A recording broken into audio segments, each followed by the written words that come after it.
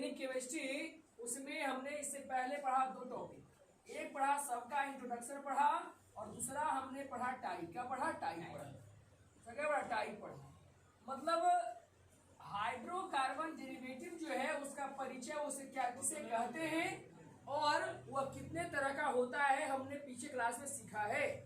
आगे हम लोग पढ़ेंगे सबका नामकरण, कि आखिर नाम कैसे लिखते हैं, नाम कैसे लिखते हैं।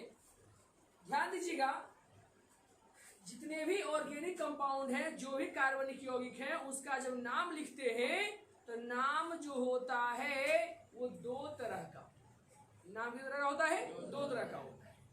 एक नाम होता है, लोग बोलते हैं कॉमन नाम या जनरल नाम। क्या बोलते हैं? कॉमन नाम या जनरल नाम। और एक होता है IUPAC नेम। कौन नेम? IUPAC name. ठीक है। नामकरण किसी भी कार्बनिक यौगिक का 2 तरह का नाम होता है। नहीं,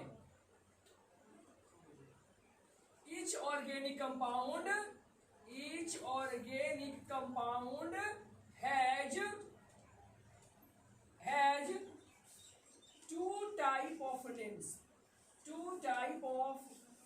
types of name है। नहीं, मतलब हिंदी हुआ कि प्रत्येक कार्बनिक यौगिक के 2 तरह के नाम होते हैं।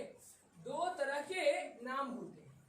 पहला होता है, इसको बोलते हैं कॉमन नेम। क्या बोलते हैं? कॉमन नेम, या इसी को हम लोग बोलते हैं जनरल नेम। क्या बोलते हैं? जनरल नेम है। नहीं, इसको हिंदी में बोलते हैं सामान्य नाम। क्या बोलते हैं हिंदी में? सामान्य नाम। और दूसरा होता है IUPAC नेम। क्या होता है? IUPAC नेम, जिसको पूरा नाम बोलते हैं international union of pure and applied chemistry के द्वारा दिया गया नाम। यानी एक ऐसा नाम जिसे अंतर्राष्ट्रीय संघ देता है, उसे बोलते हैं IUPAC नेम। ठीक है, क्या बोलते हैं? IUPAC name. ये कॉमन नाम क्या होता है? तो यह होता है किसी भी कार्बनिक यौगिक का एक ऐसा नाम जो उसके गुण पे या वो कहाँ से मिला है उस पे है। ने, यानी उद्गम स्थल के आधार पर, रंग के आधार पर, सुगंध के आधार पर जो नाम रखते हैं उसे क्या बोलते हैं हम लोग? Common name. क्या बोलते हैं? कॉमन नेम है। कॉमन नेम डिपेंड करता है किस पर? कॉमन नेम डिपेंड करता है किसी भी उस यौगिक के रंग पर, गंध पर, स्रोत पर, भौतिक गुण पर, है नहीं, डिपेंड करता है। बोल सकते हैं क्या? इट इज, मतलब कॉमन नाम जो है वो बेस्ड होता है, बेस्ड अपॉन कलर, कॉमा क्या, स्मेल, कॉमा क्या, सोर्स, फिर फिजिकल प्रॉपर्टी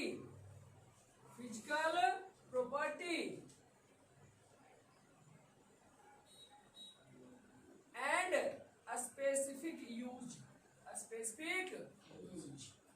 यानी यह रंग, सुगंध, स्रोत, भौतिक गुण एवं उसके स्पेसिफिक यूज यानी विशिष्ट उपयोग के आधार पर निर्भर करता है।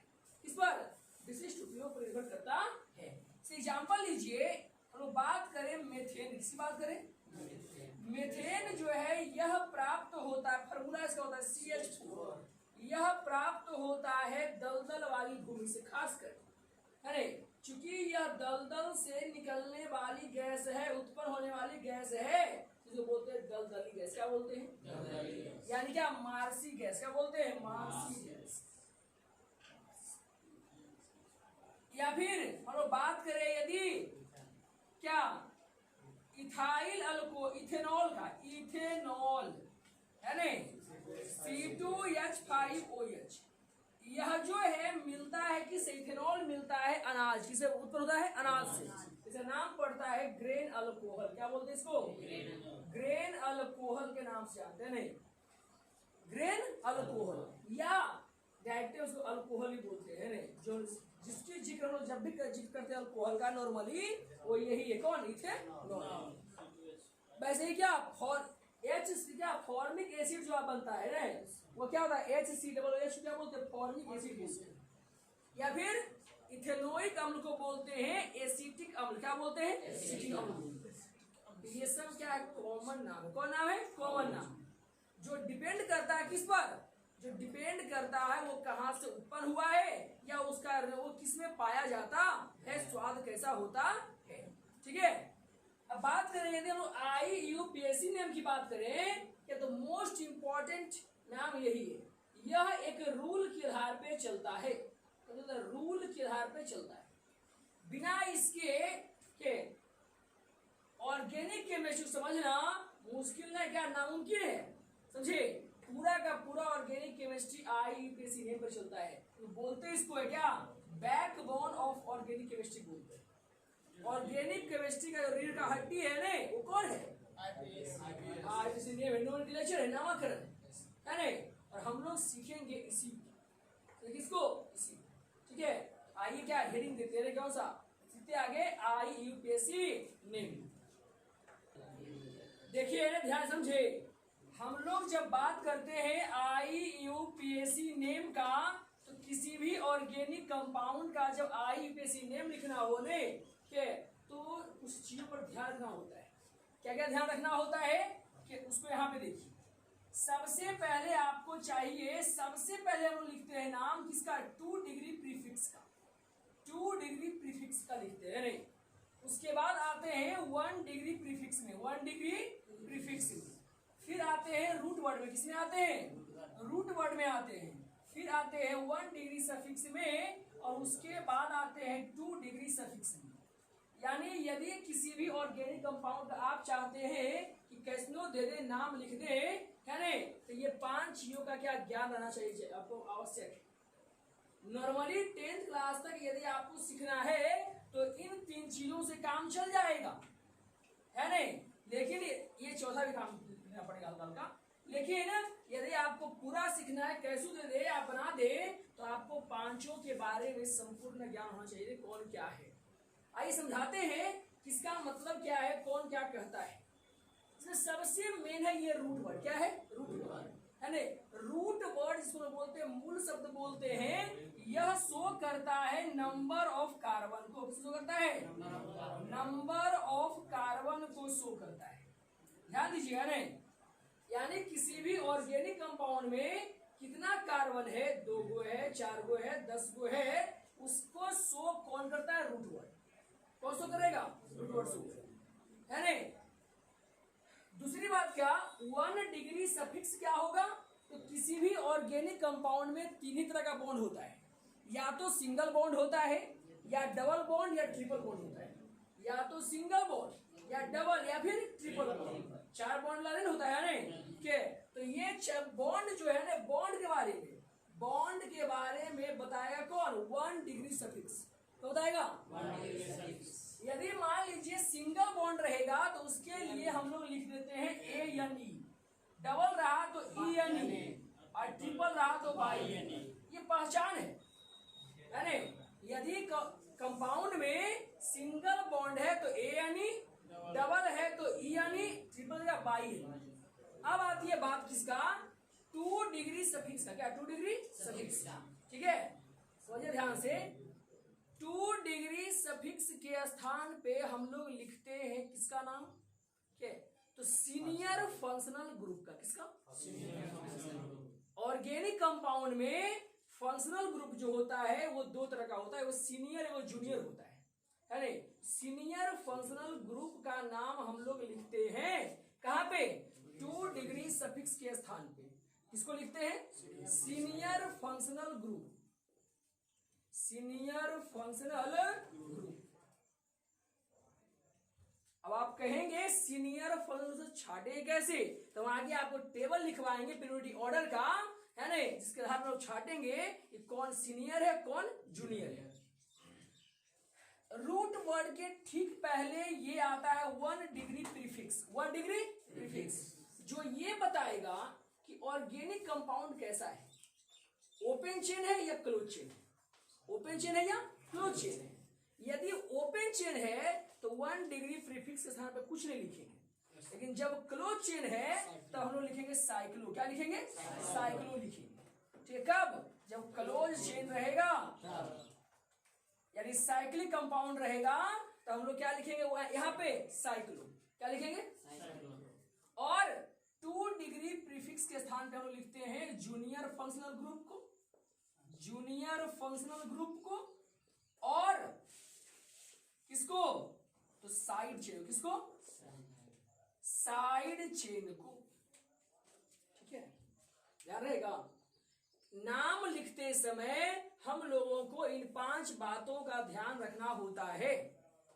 यदि नॉर्मल नाम लिखना हो, बेसिक टाइप ऑफ क्या शुरुआती है, तो बेसिक कंडीशन में आप ये सबसे काम चला सकते हैं। जैसे ही हम लोग हाइड्रोकार्बन डेरिवेटिव में जाते हैं और थोड़ा सा कॉम्प्लेक्स आगे बढ़ते हैं कि तो हमें ये भी चाहिए और ये भी चाहिए।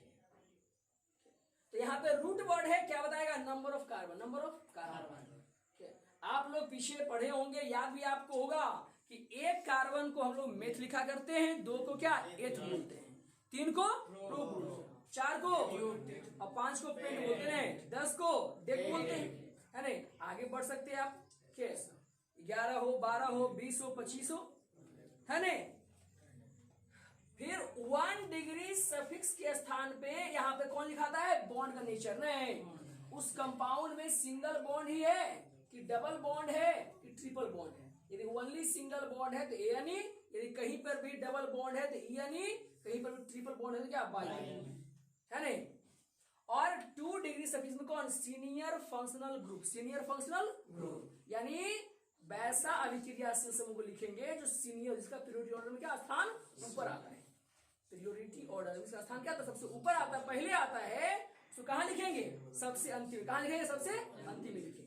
और यहाँ पहले 1 डिग्री प्रीफिक्स, उससे पहले क्या 2 डिग्री प्रीफिक्स, है नहीं। और 2 डिग्री प्रीफिक्स में कौन आएगा, जूनियर फंक्शनल ग्रुप आएगा, है नहीं। और उसके बाद क्या, साइड चेन।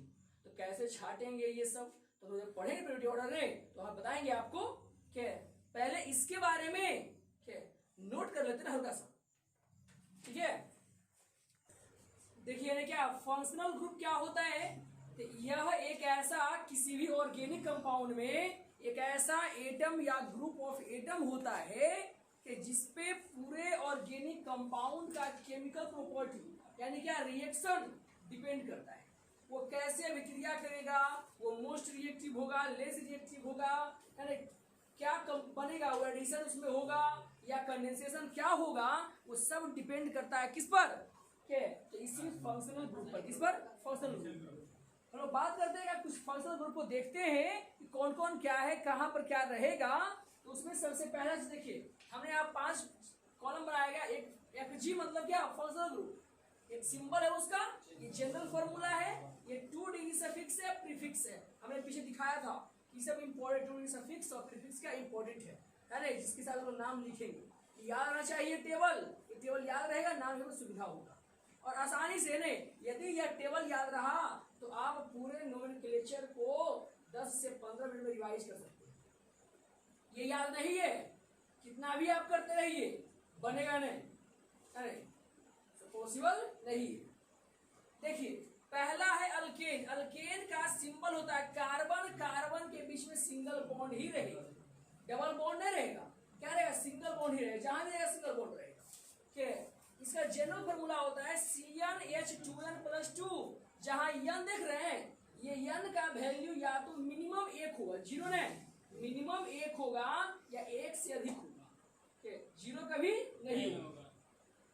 इसका 2 डिग्री सफिक्स नहीं होता है, लेकिन जब हम लोग बात करें प्रीफिक्स में, यानी जब ये साइड चेन में चला जाएगा, कहा जाएगा, साइड चेन में जाएगा, तो इसका नाम हम लोग लिखते हैं अल्काइल। क्या लिखते हैं, अल्काइल। यानी अल्केन जो है जब साइड चेन में चला गया तो हम बता दें पीछे कि 2 डिग्री प्रीफिक्स में साइड चेन या जूनियर फंक्शनल ग्रुप का नाम लिखाता है। तो जैसे ही अल्केन साइड चेन में जाएगा इसका नाम हो जाएगा अल्काइल। अल्क जो होता है वो होता है रूट वर्ड। क्या होता है, रूट वर्ड। यानी कार्बन की संख्या होती है नहीं। सेकेंड नंबर है अल्कीन, इसमें डबल बॉन्ड से चिन्ह है। यदि कार्बन कार्बन के बीच में कहीं पर भी डबल बॉन्ड दिख जाए, समझ लीजिए कि वह अल्कीन है। क्या है? अल्कीन है। और उसका होता है CnH2n। क्या? CnH2n। और इसका n का मान मिनिमम होगा 2। क्या होगा सर? 1 क्यों नहीं होगा? तो यदि हम एक कार्बन लेते हैं तो क्या करते हैं, इसमें डबल बॉन्ड दे सकते हैं कहीं पर? नहीं। डबल बॉन्ड यदि देना है तो मिनिमम आपको 2 कार्बन तो लेना ही पड़ेगा। इसलिए इसका n का मान क्या 2 के बराबर या 2 से अधिक होगा, 2 से कम नहीं होगा। इसका भी सफिक्स नहीं होता है, लेकिन प्रीफिक्स, यानी जब साइड चेन में चला जाएगा अल्कीन, है नहीं, अल्कीन जो है जब साइड चेन में चला जाएगा तब इसका नाम लिखाएगा अल्कीनाइल। क्या लिखाएगा ना? अल्कीनाइल लिखाएगा, है नहीं। कब? जब साइड चेन में जाएगा तब। अगला है अल्काइन। क्या है? अल्काइन। अल्काइन का पहचान है ट्रिपल बॉन्ड। क्या पहचान है? Triple bond. कार्बन कार्बन के बीच में ट्रिपल बॉन्ड रहेगा, हम लोग पहचान लेंगे कि यह अल्काइन है। क्या है? अल्काइन। इसका फॉर्मूला होता है CnH2n-2, जहां पे n का मान 2 के बराबर या 2 से अधिक हो।